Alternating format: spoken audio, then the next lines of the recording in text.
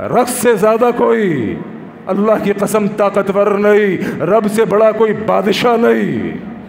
جتنی بڑی دشمن کی طاقت ہوگی میری مدد اس سے بڑی آئے گی۔ ہمیں رب کے وعدوں پر یقین ہے۔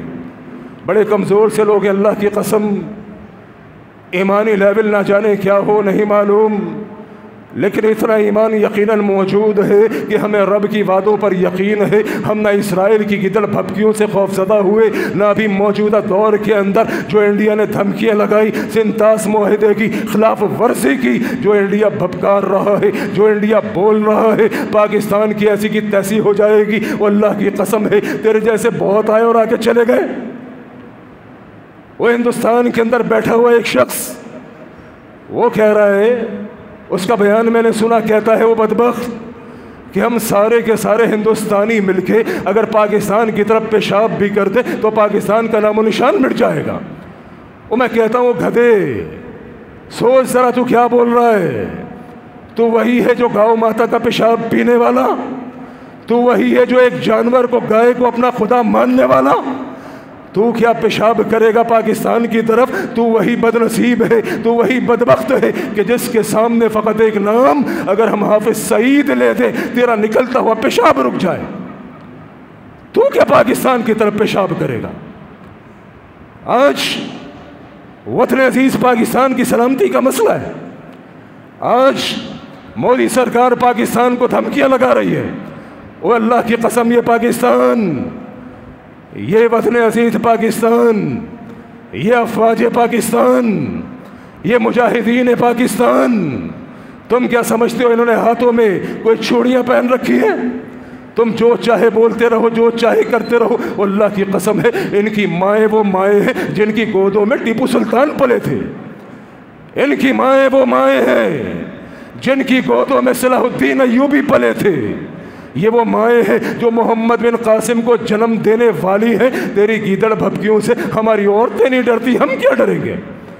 یہ نوجوان، یہ میرے بزرگ، یہ میرے بچے، ہم سب وطن عزیز پاکستان کی سلامتی کے لیے انشاءاللہ آخری دم تک، خون کے آخری قطرے تک کھڑے ہیں نا انشاءاللہ؟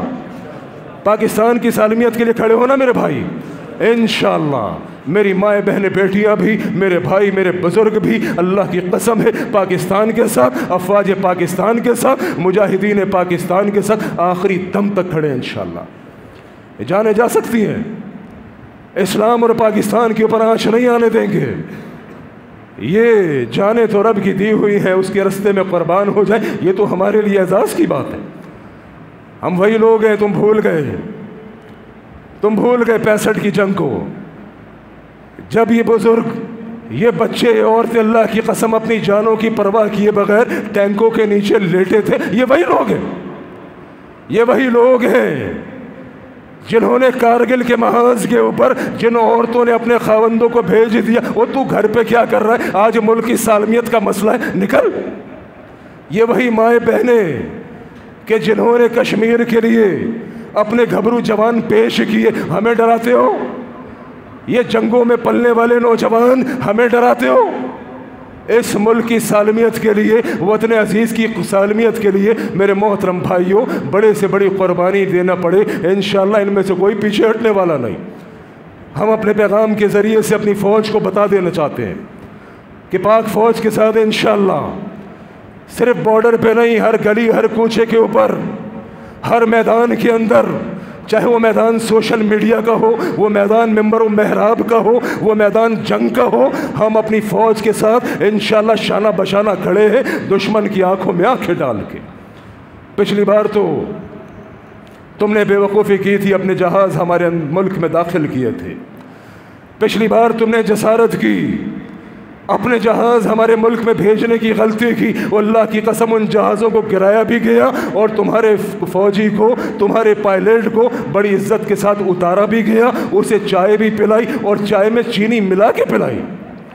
لیکن اس بار اللہ کی قسم نہ عزت سے اتارا جائے گا، اس بار نہ چائے میں چینی ملائی جائے گی، چائے میں انشاءاللہ اس بار زہر ملایا جائے گا، تمہارے زہر آمیز رویوں کو دیکھ کر۔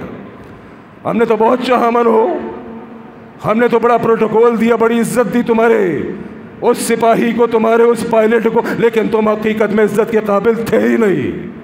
गलती हमारी थी, हमने इज्जत दी। रब ने कुरान में कहा ना, यकीन कीजिए रब की एक एक बात सच है, वलन तरदा अन्कल यहूद वलन नसारा हत्ता तत्तबिअ मिल्लतहुम।